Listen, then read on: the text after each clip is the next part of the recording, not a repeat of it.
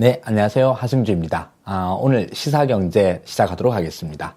오늘 드릴 말씀은 한국GM 문제입니다. 한국GM이 지금 군산 공장을 철수하기로 확정을 지어버렸습니다. 이제 뭐 무조건 빼겠다 이러고 있으니까요. 게다가 지금 현재 남은 공장이 한국GM이 대한민국에서 크게 4개 정도 공장을 크게 돌리고 있는데요. 첫 번째로는 제일 역사가 오래된 인천에 있는 부평 공장이죠. 부평 공장에서 그 아베오, 트렉스 이런 것을 만들어 팔고 있습니다. 그 다음으로는 군산 공장. 여기서는 크루즈랑 올란도를 만들어서 팔고 있고요. 그리고 창원 공장에서 스파크, 그리고 다마스 라보 이런 상용차들 이렇게 만들어서 팔고 있습니다. 그리고 네 번째 보령 공장인데 그 자동차 좋아하시는 분들은 보령 미션이라는 말씀 많이 들으셨을 겁니다. 주로 미션, 엔진 이런 파워트레인들을 만드는 공장입니다. 부품 공장이죠. 이렇게 크게 4개 공장을 돌리고 있는데 여기에서 군산 공장을 철수하겠다고 확정 지어버렸습니다. 일단 이거 자체가 던지는 파장이 어마어마하게 크죠. 군산 전체 인구가 25만을 조금 넘는데 여기서 한국GM에 다니는 직원들만 10,000명이 넘고요. 4인 가족으로 친다고 그러면 거의 5만 명 가까이 됩니다. 그러면은 5만 명, 군산 인구의 25만 명 중에 5만 명이니까 20% 정도가 실직의 위협에 그대로 노출이 된다는 말이 됩니다. 게다가 군산은 이전에 현대조선소도 공장을 철수한 바가 있기 때문에 이미 그 자체로도 지금 지역 경기가 엄청나게 안 좋은데 GM까지 빠진다고 그러면은 정말 군산의 어떤 경제적 기반 자체가 완전히 무너지는 결과가 되어버리고 맙니다. 그러니 일단 이 자체만으로도 큰데 남은 건 더 크죠. 만약 부평이나 창원, 보령 공장도 안심할 수가 없는 문제입니다. 지금 한국GM에서 군산 공장을 철수하겠다라고 하는 것은 미국 GM 본사의 결정이고 이 결정이 한국 시장 전체에서 생산 기지를 갖다 포기하겠다라는 결정으로까지 이어지게 된다라고 그러면 정말 이것은 이제 지역 경제 차원의 문제가 아니라 한국 경제 전체에 어마어마한 타격을 미칠 수도 있는 문제가 되겠죠. 자, 그렇기 때문에 이 사태를 갖다가 잘 해결해야 된다라고 하는 이 당위적 명제는 너무너무 중요합니다. 그럼 이제 문제를 해결하려고 그러면 두 가지가 있겠죠. 일단 문제의 원인을 파악하고 그래서 그 원인들에서 나온 문제점들을 갖다 해결해 나가야 되겠죠. 그래서 이제 대책 방안이 필요할 것입니다. 지금 그래서 이제 요 문제는 한 3부 내지 4부로 나눠서 말씀을 드리려고 그렇고요. 먼저 첫 번째 시간에서는 이 GM대우 이거에 대해서 지금 현재 언론 등에서 이야기되어지고 있는 각종 책임론, 원인론 이런 것들이 어떤 것이 있나 한번 짚어보고 그것이 과연 맞는 말인지 타당성 여부를 한번 짚어보도록 하겠습니다. 요게 1부가 되겠고요. 두 번째로는 이 GM 군산공장 철수라고 하는 것이 어떤 한 경제 주체, 예를 들자면은 GM 본사, 미국 GM이라든가 아니면 한국GM이 경영을 못해서 또는 한국GM에 다니고 있는 군산공장의 노동자들이 일을 못해서 이런 여러 가지 책임론의 문제가 아니라 오히려 어떤 근본적이고 구조적인 어떤 변화가 있지 않느냐. 그 변화에 대해서 GM이라고 하는 거대한 조직체가 제대로 적응을 하지 못했지 않느냐라고 하는 이런 문제의식을 한번 풀어보도록 하겠습니다. 그리고 그 다음 시간에는 그러면 그래 알겠다 이제 원인은 알겠으니까 그게 그건 어차피 지난 일 아니냐. 중요한 건 이제 이 사태를 어떻게 해결하느냐. 정부는 어떻게 이 문제를 해결해야 되느냐에 대한 이런 이야기들을 나눠보도록 하겠습니다. 먼저 요게 이제 대략 잘라서 이렇게 이제 말씀을 드리려고 그러는데, 맨 처음에, 군산공장 철수는 누구의 책임인가? 이것이 첫 번째 에피소드입니다. 자, 한국GM이 이제 군산공장을 폐쇄하겠다라는 결정이 나오자 즉각적으로 언론은 딱 두 가지로 쫙 쪼개졌습니다. 첫 번째로는, 미국 GM의 문제이다. GM이 굉장히 양아치 같은 경영을 했다. 라고 비판하는 쪽입니다. 주로 이제 노조의 입장을 많이 대변을 하고 있죠. 이런 입장이 있고 또 그 반대편에서는 아니다. 노조가 너무 강성이어서 여기서 생산성이 안 나온다. 생산성 안 나오는 공장을 갖다가 어떻게 유지하란 말이냐. 그래서 이거는 폐쇄하는 수밖에 없다. 이렇게 이야기하기도 합니다. 이건 주로 이제 보수 언론 쪽에서 이렇게 많이 이야기하고 있습니다. 자, 그러면 여기서 이제 이런 원인들을 하나씩 짚어보죠. 먼저 GM이 양아치 짓을 했다. 이게 이제 상당히 설득력 있게 들리고 있습니다. 어떤 뭐 신문에서는 그렇게 얘기를 하죠. GM이 처음에 그 GM 대우를 살 때, 대우 자동차를 살 때 5천억을 넣어가지고 샀는데 그 이후로 3조 이상을 뽑아 먹었다. 그러니까 이게 완전 먹튀다. 이런 얘기를 하죠. 그 다음에 미국 GM이 한국 GM을 상대로 돈놀이를 했다. 무려 5%짜리 고리대로 회사채를 발행을 해가지고 회사채를 인수해줘가지고 5%대로 돈을 대출해줬다. 이런 얘기도 합니다. 자, 그리고 그 다음에 한국 자동차 시장에서 일부러 철수를 하려고 하는 마음을 이미 먹었고 그걸 몇 년 동안 준비해 왔다. 이런 논리들도 있습니다. 일단 요거 자체가 이제 맞는 말인지 여부에 대해서 하나씩 이제 한번 짚어보도록 하죠. 먼저 한국 GM의 먹튀 논란이라고 하는 것은 기본적으로 이거는 이제 자회사와 본회사 간의 관계입니다. 한국 GM도 미국 GM의 자회사예요. 무려 지분이 70% 넘죠. 75%인가 그렇게 되는데 그런 지분을 가진 회사가 먹튀를 한다라고 하는 것은 좀 이상하죠. 이상하다고 생각을 합니다. 게다가 이런 식의 어떤 자금 흐름 같은 경우는 기본적으로 재무제표상으로 그대로 다 공개가 되어 있고요. 그걸 다 기반으로 해서 이게 이제 그 재무제표가 작성이 된다라는 거죠. 만약 한국 GM에서 순이익이 펑펑 날 때 이걸 GM에서 그냥 다 회수를 해갔다고 그러면 한국 GM은 기본적으로 순이익이 나는 해가 없어야 돼요. 왜냐면 순이익 날 건 미국이 다 끌어갔었으니까. 일단 그것이 좀 이상하죠. 게다가 지금 현재 같은 경우에는 한국 GM이 2014년부터 적자가 나기 시작했는데 그럼 이 3년 동안의 적자가 무려 2조 5천억입니다. 그러면 달리 말하면 GM은 5천억 투자한 것도 모자라서 한국에서 2조 5천억이 또 적자로 털렸다. 이런 말도 가능해진다는 거죠.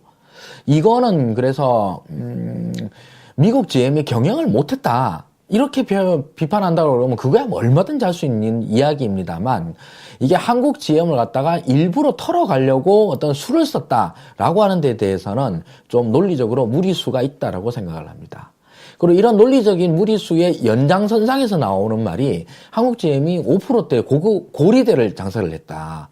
사실 그동안 이런 이제 5%대 금리가 책정될 동안에 미국에서는 제로 금리가 나왔었죠. 우리나라도 1.5% 이하로까지, 1.25%까지 이제 기준금리가 떨어지고 그랬었는데 여기에 5%면 엄청나게 센 금리 아니냐 그러는데 그렇게 센 금리로 돈을 빌릴 때가 바로 한국 GM이 지속적으로 적자가 나고 있을 때고 재무제표가 완전히 망가져 있을 때입니다. 현금 흐름이 계속 마이너스로 꼬로박히고 있는 때이기 때문에 정상적으로 은행에서 차입이 불가능한 상태였었거든요. 회사채 발행밖에 없는데 이런 회사채 발행, 이런 회사에서는 회사채 발행하면은 이 정도 수준에서 거의 8%, 10% 금리대가 나오게 됩니다. 미국 GM에서는 한국 GM에다가 지원을 해줘야 되는데 이거를 무상으로 대여해준다? 이건 안 됩니다. 이건 그냥 바로 배임이고 어떻게든 여기서 지원해준다고 그러면 상거래, 채권거래의 방식을 통해야 되는데 이때 금리는 딱히 고리대 장사를 했다라거나 아니면 뭐 특혜를 줬다거나 하기는 힘든 상황이었습니다. 그리고 이제 미국 GM이 한국 GM을 아예 포기를 하려고 하는 계획을 오랫동안 세워왔고 그걸 작전 세워왔다. 그래서 한국 쪽에다가 뭐 좋은 차도 배정을 안 해주고 뭐 이런저런 수를 써왔다. 이런 비판론도 있습니다. 저는 그게 일단 말이 안 된다고 생각을 하는 게 미국이 한국으로부터 철수를 하려고 그러면 작전을 안 세우고 그냥 빼도 아무 문제 없기 때문입니다. 그런데 왜 굳이 작전을 세워서 빼겠습니까? 작전 안 세워도 되거든요. 그냥 덜컥 빼도 그냥 GM 대우는 사기업이기 때문입니다. 이걸 못했던 거는 사실 그동안에 산업은행이 지분을 가지고 있었거든요. 옛날 대우자동차 지원하면서 그때 이제 산업은행 지분이 들고 있었었고 그 지분을 미국 GM에 판 거였죠. 그래서 산업은행 지분이 17%인가 있었는데 이걸 갖고 이제 옵션을 걸어 놓은 거죠. 산업은행 지분을 갖고 있고 2017년도까지는 GM이 철수를 못하는 걸 미리 계약으로 걸어놨다. 자, 이때까지 못하고 그 계약이 끝나는 저 시점 이후로부터는 미국 GM은 그냥 빼면 됩니다. 굳이 작전 안 세워도 됩니다. 게다가 미국 GM 입장에서는 아니 어느 나라나 마찬가지로 자기 자회사가 장사가 잘 되면 좋지 일부러 못되게 만들어서 그걸 회사를 뺀다라고 하는 것은 이해가 안 되는 일이죠. 아니 꾸준히 잘 키워서 뭐 GM이 뭐 바보입니까? 황금알을 낳는 거위에 배를 일부러 가르는 걸 그 뱃속에 아무것도 없다는 거 뻔히 알면서 황금알을 낳는 거위를 잡지 않죠. 그렇기 때문에 그런 논리는 저는 좀 말이 안 된다고 생각을 합니다. 그럼에도 불구하고 이런 논리들이 계속 많이 나오고 있는데 이 논리들은 사실 굉장히 자연스러운 논리입니다. 우리가 받아들이기에 굉장히 이제 곤란하기 힘든 문제가 나왔고 해석하기 힘들고 받아들이기도 힘듭니다. 이런 문제에 대해서는 어떤 악당을 설정하면 좋거든요. 악당을 설정해서 그 악당 때문이다라고 얘기를 하면 마음이 편합니다. 제일 대표적으로 우리가 이 군사공작 철수에 대해서 악당으로 설정할 수 있는 사람은 GM 본사죠. 그래서 GM 본사가 악의를 가지고 군사공장 폐쇄를 결정했고 이후에도 남은 공장들 부평이나 창원이나 보령공장까지도 뺄 수 있다. 결국 한국 전체 시장에서 철수하려고 있는 음모를 꾸미고 있다. 이런 식으로 얘기할 수 있습니다. 그런데 이것은 사실은 따지고 보면은 굳이 그렇게 할 이유가 잘 보이지 않는다는 점에서 그리고 하나하나 따지고 본다고 그러면 그 논리가 이제 오히려 맞지 않다라는 점들을 잘 판단할 수 있다고 생각을 합니다. 저는 그래서 일단 GM본사의 책임 분명히 있죠. 왜냐하면 회사에서 한국 GM의 경영이 망했지 않습니까? 지금 거의. 이렇게 망해나가고 있는 것은 경영상의 책임을 져야 되는 문제이지만 그 경영상의 책임이라고 하는 것이 사실 일부러 그렇게 못하게 하려고 하는 이런 수쓰는 건 확실히 아니다. 저는 그렇게 생각을 합니다. 두 번째로는 조선일보 등에서 아주 세게 밀고 있는 거죠. 한국 GM의 생산성이 너무 낮다.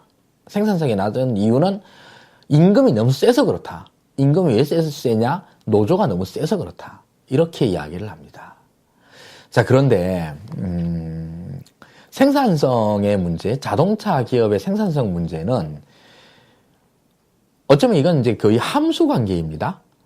자동차 기업의 생산성이 높은 공장과 낮은 공장들이 있습니다. 높은 공장들의 특징은 아주 분명합니다. 첫 번째로 공장의 라인이 복잡하지 않아야 됩니다. 한 공장에서 막 차종을 4개, 5개씩 막 생산하고 그걸 홀류 생산을 그러는데 홀류 생산을 하면 당연히 생산성이 낮아져요. 왜냐하면 공장 라인에 이것저것 뭐 이리저리 저리되고 해야 되니까 당연히 복잡해지니까 그렇습니다. 둘째로 홀류 생산보다 더 중요한 거 이게 사실 가장 중요한 건데 공장 가동률입니다. 공장 가동률이 높으면 당연히 생산성이 높게 나옵니다. 공장이 한 해에 100만 대를 생산할 수 있는 공장이라 칩시다. 100만 대까지 하는 경우는 거의 없습니다. 보통 20, 30만 대 정도 쓰는데 100만 대를 계산하기 편하게 하면은 이 100만 대 공장에서 1년 동안 노동자들 100만 명을 동원해서 100만 대를 만들었다. 그러면 노동자 1인당 1년에 한 대씩 만드는 게 되죠. 그런데 이 100만 대 만들 수 있는 공장에 100만 명이 일하는데 공장 가동률이 너무 낮아져가지고 20만 대밖에 못 만들었다. 그러면 노동자들이 팽팽 노는 결과가 됩니다. 그러면 당연히 생산성이 팍 낮아지는 이런 결과가 되어버립니다.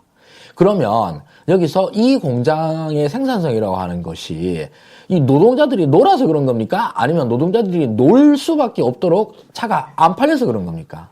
원인과 결과가 뒤바뀐 거거든요. 한국 GM 공장의 생산성들이 얼마나 높냐 낮냐라고 하는 것은 이쪽 전문가들이 다시 판단할 문제이지만 이것이 노동자들의 문제, 노조의 문제라고 하는 것은 그야말로 허수아비 때리기의 전형입니다. 미리 결과를 설정해 놓고 하는 거죠. 지금 한국 당연히 자동차 공업은 어느 나라나 마찬가지로 노조가 다 셉니다. 노조가 약한 자동차 브랜드, 공장 이런 거 한번 대보십시오. 그런 거 없어요. 한국 자동차 노조 셉니다. 당연히. 그런데 유럽 자동차 노조 약합니까? 당연히 세죠. 미국은 어떻습니까? 미국은 진짜 초강력했죠. UAW라고 하는 건 미국 노조 엄청나게 강력합니다. 자동차 산업에서 노조가 강력하다라고 하는 것은 상수입니다. 이것 때문에 아니다라고 하는 것은 오히려 이해하기 힘든 문제이죠. 노동자 임금이 높아지고 있다. 맞습니다. 노동자 임금이 높아지고 있는 문제이긴 한데 그 임금의 문제라고 하는 것들이 자동차 같은 고대 장치 산업에서 인건비 비중은 당연히 낮을 수밖에 없습니다. 게다가 세 번째로 자동차 회사는 아까 이제 공장 가동률과 똑같은 말인데 무조건 규모의 경제가 어마어마하게 중요합니다. 이 규모의 경제를 맞출 수 있어야만 됩니다.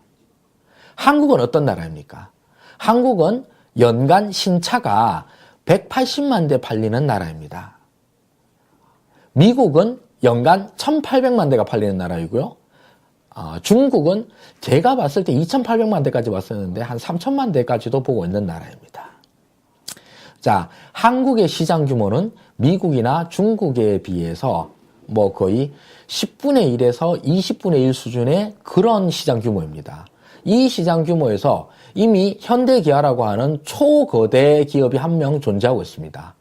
그러면 자꾸 GM 대우라 그러는데 한국 GM 입장에서는 한국 시장만 놓고 경쟁할 수가 절대 없습니다. 무조건 수출이 반드시 필요한 나라입니다. 그럼 이 규모, 수출을 통해서 규모의 경제를 받쳐줘야지만 한국 GM이 생존할 수 있는 구도인데 그 수출길이 막혀나가고 있는 구조적인 문제가 사실은 있었거든요. 그런데 여기에 대해서 노동자 임금이 비싸서 GM 대우가 망했다라고 하는 것은 일단 말이 안 됩니다.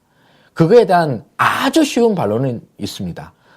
한국 GM의 노동자 임금이 비쌌다고 그러면 지금만 비싼 것이 아니라 지금만 높은 것이 아니라 2010년에서 2012년, 13년에도 비쌌습니다. 그런데 그때는 아무 일 없었거든요. 그때는 오히려 이익도 펑펑 내고 하던 시절이었습니다.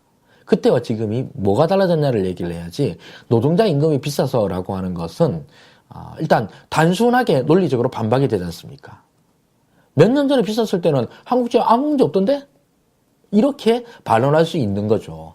그래서 저는 일단 이 책임론의 문제들에 대해서 노조 책임론 또는 미국 GM 책임론이라고 하는 것에 대해서는 좀 아니다라고 기각을 하고 싶습니다. 물론 그렇다고 해서 이 말이 100%다 완전히 생짜로 거짓말이다.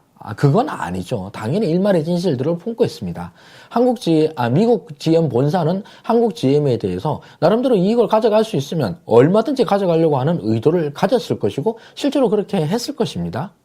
두 번째로 자동차 기업에서 다른 원가는 다 고정돼 있지 않습니까? 부품이라든가 뭐 개발비라든가 등등 다 고정돼 있는데 그나마 이익을 낼 수 있는 것은 인건비 따먹기일 거고 이 인건비가 너무 높으면 당연히 회사의 원가 구조에도 악영향을 끼칠 거고 그 손실을 더 키울 수 있는 요소가 될 거다. 이 말 그 자체로 틀린 말은 아니죠. 그러나 그 비중이 회사에서 공장 폐쇄 아예 그 철수까지 이야기 되고 있는 요소라고 보기는 힘들다. 요런 것이 문제입니다. GM의 군산공장 폐쇄, 철수가 누구의 책임인가라는 문제에 대해서 누구의 책임이라고 단언하기 힘들다. 어느 한 일방의 문제라고 이야기하기는 힘들다라는 의견이었습니다. 그럼 왜 누구의 책임이 아니다라고 하는 말이 세상에 어딨냐? 모두의 책임이라는 것은 말이 안 된다. 그래도 누구의 책임인지 한번 짚어보자 라고 하는 데서 구체적으로 좀 더 들어가 보도록 하겠습니다. 사실 GM이 한국 시장을 이렇게 발을 빼놓은 것은 5년 전과는 정말 격세지감을 느끼게 합니다. 당시만 해도 한국 GM은 미국 GM의 여러 공장들, 지역적 거점들 중에서 진짜 말 그대로 넘버원 퍼스트였습니다. 한국 GM이 GM 전체를 먹여 살린다는 이야기까지 공공연하게 나왔습니다.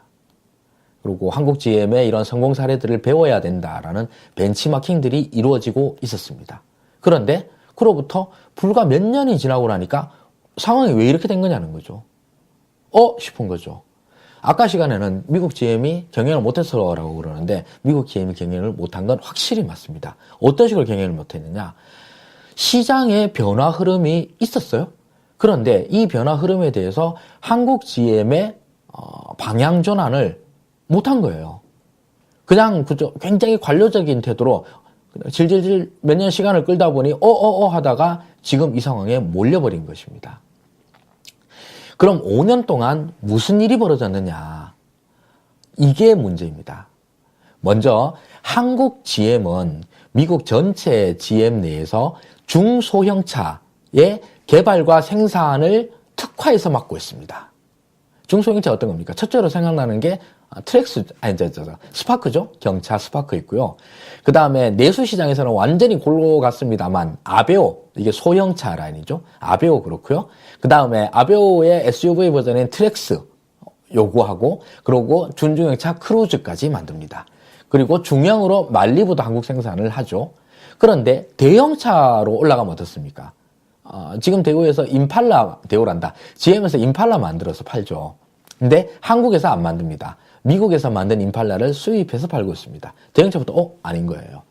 그리고 SUV 라인들이 요즘 많이 팔린다고 그러는데 옛날 한 10년 됐을 겁니다. 나온 게. 옛날 윈스톰 만들어서 팔다가 그 이름만 캡티바로 만들어서 바꿔서 지금 팔고 있죠.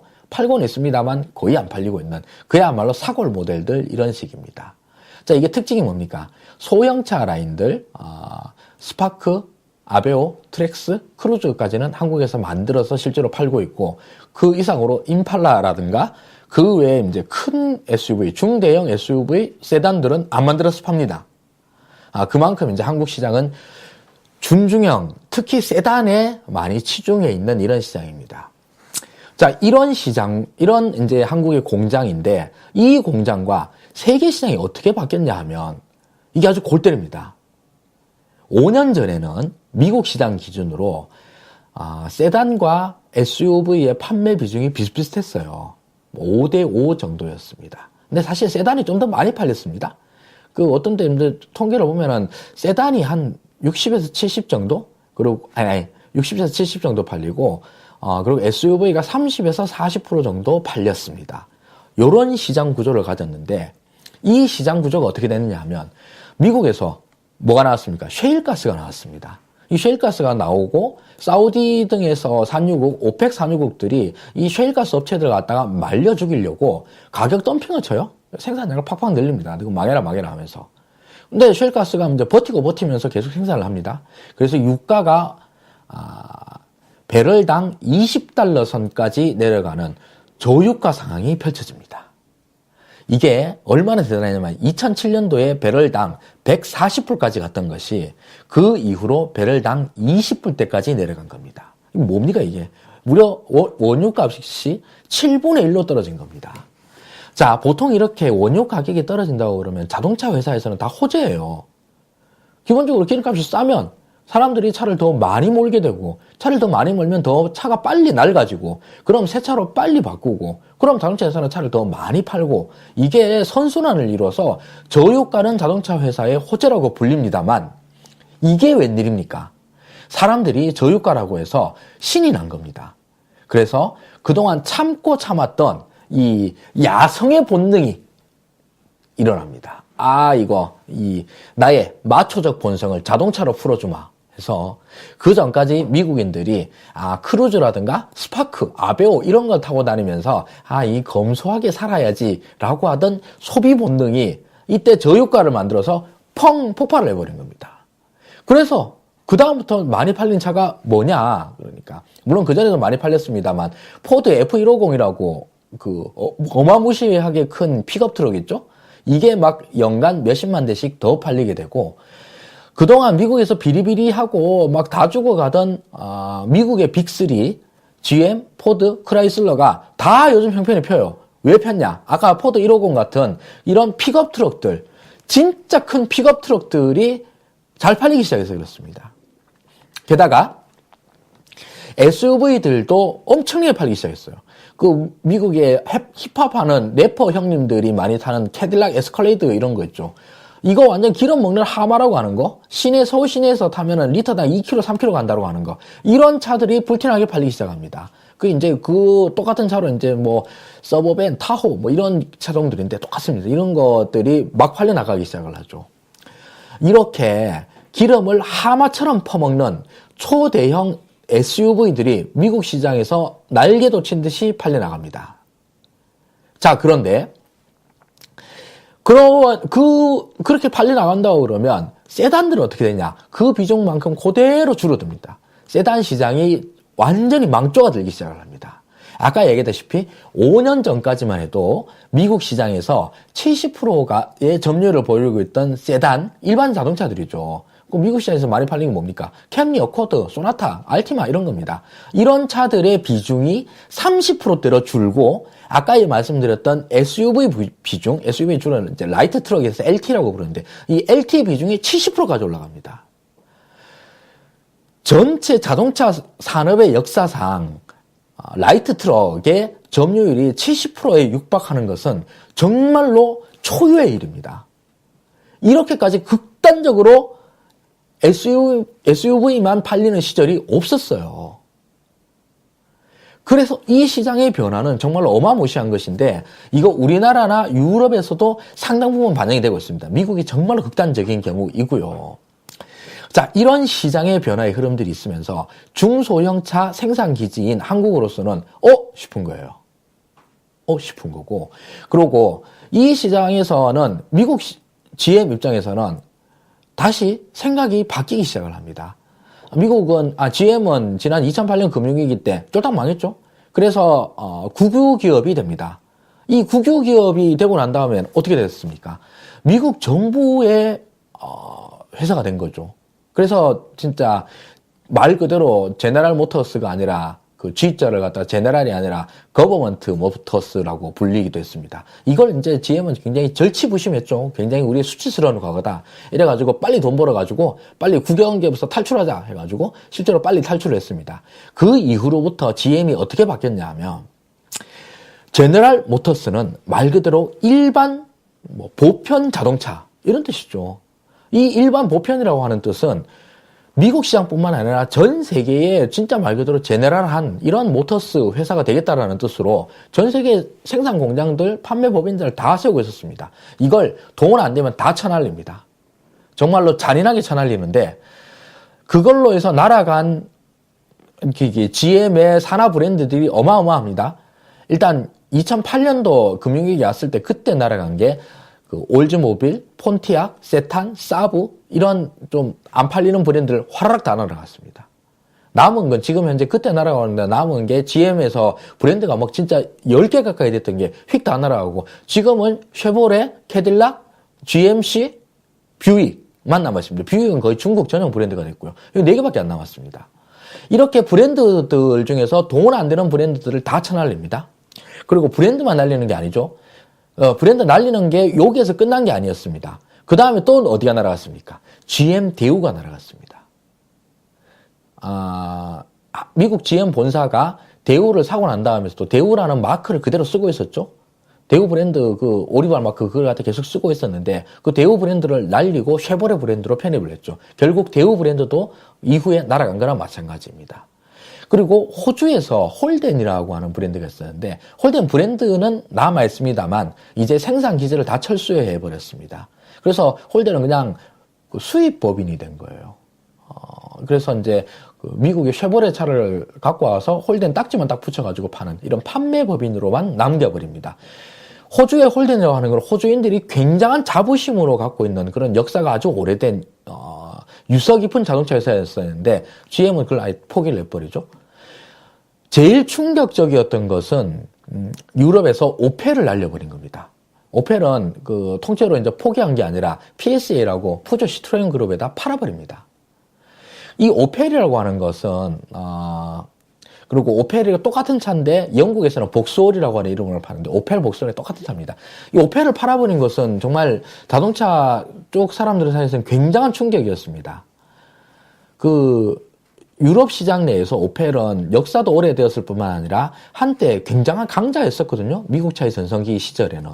미국 차 중에서는, 그리고 또 유럽 사람들은 오펠을 미국 GM의 회사라기보다는 그야말로 독일차 기업이라고 생각을 합니다. 1920년대부터 이미 GM이 인수를 해가지고 오펠 독자적으로 개발도 하고 판매도 하고 뭐 그랬었으니까요. 공장도 같이 돌리고.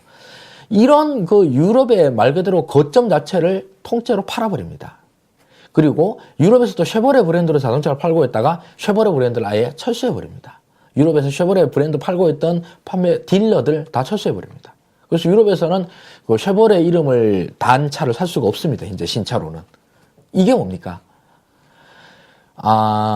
전 세계에서 두 번째로 큰 자동차 판매처를, 소비처를 통째로 포기한 겁니다. 지금 현재 자동차 소비처를 제일 큰 건 중국이고요. 두 번째로 유럽이고 세 번째로 미국입니다. 그런데 유럽 전체를 통으로 다 날려버리는 결정을 합니다. 왜? 돈이 안 되니까 그렇습니다. 미국 오펠이나 쉐보레의 경쟁력 약화로 인해 가지고 독일 시장에서 점점점 점유율을 잃고 있었거든요. 그래서 그렇습니다. 그래서 이제 오펠은 뭐 계속 비실비실했고요. 거기에 오펠이 그렇게 비실비실하게 치명타를 날린 주범 중에 한 명이 사실은 현대기아차입니다. 현대기아차가 유럽 시장에서의 점유율을 높여갈 당시에 그 점유율을 그대로 잃어버린 데가 사실 오펠이기도 합니다. 그렇게 날아간 유럽 시장에서 미국 시장이 발을 빼니까 직격탄을 맞은 것이 한국 GM이죠. 한국 GM은 여기서 한국에서 공장에서 생산을 해가지고 주로 이제 트렉스나 아베오 같은 유럽 시장에 인기 있는 차들을 배지만 바꿔가지고 오펠 이름 달아서 팔고 뭐 복솔 이름 달아서 팔고 쉐보레 이름 달아서 팔고 이러던 것이 물량이 싹 날아가 버립니다. 이게 정말 한국 GM으로서는 치명타 중에 치명타였죠. 거기다가 인도에서도 생산 공장 철수하고 이런 식으로 돈 안 되는 지역들을 다 철수합니다. 오로지 딱 두 군데 시장만 집중을 합니다. 어디겠습니까? 첫 번째로 미국 시장이고 두 번째로는 중국 시장입니다. 중국에서 GM은 꽤 잘 장사를 하고 있습니다. 이상하게 또 중국 사람들이 뷰익 브랜드를 좋아해요. 그래서 뷰익이 거의 중국에서는 아주 인기가 나가지고 그게 이제 정말 미국에서 노땅 할아버지들이나 타는 차로 인식이 됐었는데 요즘 잘 나가는 차가 됩니다. 우리나라에서 대우에서 팔던 알페온 있죠? 그 알페온이 뷰익 브랜드로 해서 라크로스라고 하는 브랜드로 해서 중국 시장에서 잘 팔리던 그런 모델이었습니다. 그래서 미국, 중국은 GM이 집중을 하는데 그 외의 시장들에서는 그냥 뭐 신경을 안 쓴다 수준이 아니라 그냥 아예 철수를 해버리네? 손을 탁 털어버리는 겁니다. 이런 연장선상에서 한국 GM이 거의 마지막으로 남아있는 겁니다. 미국과 중국 시장이 아닌 곳에서. 그럼 한국 GM에서 공장을 만들어가지고 중국 시장 거기서 있다며 그럼 중국에다 팔면 되겠네? 아시다시피 중국은 어마어마한 자동차 보호무역주의 국가입니다. 관세를 도저히 상상도 할 수 없는 수준으로 때려버리기 때문에 중국에서의 수입이 불가능합니다. 수출이. 그래서 중국 합자법인에서만 팝니다. 그래서 상해 GM 이쪽에서 만드는 차만 GM에서 파는 거죠. 한국 GM에서 만든 차를 중국에 파는 것이 거의 불가능합니다. 미국은 어떠냐? 미국으로 수출하면 되지 않느냐? 미국도 미국 내 GM 공장들이 한국보다 더 파리를 날리고 있습니다. 여기부터 먼저 철수를 해도 아무 문제가 없는데 트럼프가 그렇게 하면 죽이겠다 그래가지고 그냥 계속 공장을 갖다 할 수 없이 돌리고 있는 중이죠. 그렇습니다. 유럽 날아갔죠? 인도 뭐 이런 데 남은 거고 이런 데도 이제 하고 수입차로만 팔아야 되는데 아무래도 이제 경쟁력이 좀 떨어지겠죠. 이런 상황인 것입니다. 자, 그래서 이게 이제 얘기가 좀 길어졌는데 이 문제에서 돌아다니다 보면 어떤 문제가 있냐면 첫째로는 저유가로 인해 가지고 한국 GM이 생산하고 있던 중소형 차에 대한 수요가 팍 줄었다. 이런 문제가 있습니다. 이게 첫 번째 문제입니다. 그리고 두 번째로 이거에 대해서 적응을 해야 되는데 적응해가지고 어떻게든 이제 새로운 모델들을 갖다 만들어서 팔고 해야 되는데 한국 GM이 만들어서 팔 시장 자체를 미국 GM이 포기해버립니다. 제일 대표적인 데가 바로 유럽이었던 거죠. 유럽 시장 이 포기라고 하는 거에 직격탄을 한국 GM이 맞아버린 것입니다. 자, 그래서 이 문제가 굉장히 구조적인 문제임과 동시에 미국 GM 본사 측의 책임론이 강하게 받아들여지는 것입니다. 야, 너가 한국 GM이라고 하는 데가 뭐 수익이 나고 안 나고를 떠나가지고 아니 자회사를 갖다가 이렇게 버려줄 수 없지 않느냐. 이거라도 잘 되면 본사에서도 더 좋은 거지. 이걸 이렇게 망하도록 이런 시장의 변화의 트렌드에 따라서 누가 적응하도록 뭐 하나 해준 게 뭐 있냐는 거예요. 그냥 따라가기만 합니다. 그러니 한국 GM으로서는 남은 것은 그 수출 길이 막혔기 때문에 내수 비중을 올리는 게 필요합니다. 내수 비중 올리는 게 필요하고 내수 비중이 상당히 올라갔던 때도 있었습니다. GM 대우차에서 쉐보레 차 바꾸고 난 다음에서는 그 내수 점유율 10% 이상까지 올라가면서, 대우차 잘 팔린다. 이런 소리 많이 들립니다. 그리고 쉐보레 차에 대한 애호가 그룹들이 굉장히 넓게 퍼졌죠? 그래서 막 그 놀린다고 뭐 쉐슬람이라 놀리고 그랬었는데, 사실 뭐 그만큼 이렇게 그 쉐보레 차를 좋아하는 분들, 동호회 분들이 활성화되었다는 의미로 이제 저는 좋게 받아들였었는데, 물론 멸칭이래 그런 말 쓰면 안 되죠. 저도 그런 말 안 씁니다만은 어쨌든 그런 말이 표현이 생길 만큼 그 애호가 그룹도 생기고 그랬으니까 분위기 좋았어요. 그런데 이제 미국 본사에서 한국 시장 내에서의 모델 체인지가 너무 늦어지는 거죠. 크루즈도 한 10년 버텼죠. 아까 말씀드렸던 캡티바 이런 거 막 그건 10년 더 넘은 것 같습니다. 아직도 팔고 있으니까. 이제 올해 들어와서 이제 트래비스 같은 걸로 바꾼다고 그러는데 그만큼 늦어지고 있고, 아베오 정말 이제 시장 경쟁력 많이 떨어지고 그랬던 참이었습니다. 크루즈가, 이번 신형 크루즈가 한국 GM으로서는 진짜 희망이었어요. 이거를 제대로 팔기 시작을 하면 수출계일 떨어지는 것 갖다가 내수에서 많이 만회할 수 있다. 이 생각을 했었는데 크루즈가 대폭망을 해버립니다. 크루즈가 어떤 차입니까? 일단 기존에 있는 준중형차 아반떼나 뭐 SM3, SM3보다는 그렇구나. 아반떼나 K3 같은 차보다 약간 더 큽니다. 크고, 그리고 여기 고장력 강판 같은 거 많이 써가지고 굉장히 차가 단단하다. 이렇게 알려졌죠. 거기다가 1.4 가솔린 터보 엔진을 넣습니다. 가솔린 터보 엔진이 좀 단가가 비싸게 들어간다 그러더라고요. 그러니까 차체도 좀 크고, 차에다가 고급 강판도 많이 쓰고, 그리고 가솔린 터보 엔진 쓰고, 그러니까 차가 기본적으로 비쌀 수밖에 없습니다. 그런데 이 비싼 차가 한국 시장에 전혀 설득이 안 돼버린 거죠. 왜 이렇게 비싸? 아반떼보다 몇백만 원 더 비싸잖아. 뭐 이렇게 되는 거죠. 아니, 뭐 이럴 것 같으면 그냥 아반떼 사지 뭘. 이런 식으로 해가지고 신차라고 하는 기준에서 볼 때 완전 대폭망을 해버립니다. 이 크루즈를 어디서 생산하냐? 군산공장에서 생산하고 있죠. 군산공장에서 신형 크루즈와 구형 올란도를 생산하고 있습니다. 올란도도 유명한 사골 모델이죠. 그것도 거의 한 10년 다 돼간, 10년 아니겠습니다만 엄청나게 오래된 그런 차들입니다. 이러다 보니 군산공장에서 나오는 생산하는 차들이 내수 시장에서 하나도 안 팔리고 수출길이 다 막혀버립니다. 그래서 군산공장의 가동률이 20%까지 떨어져 버린 거죠.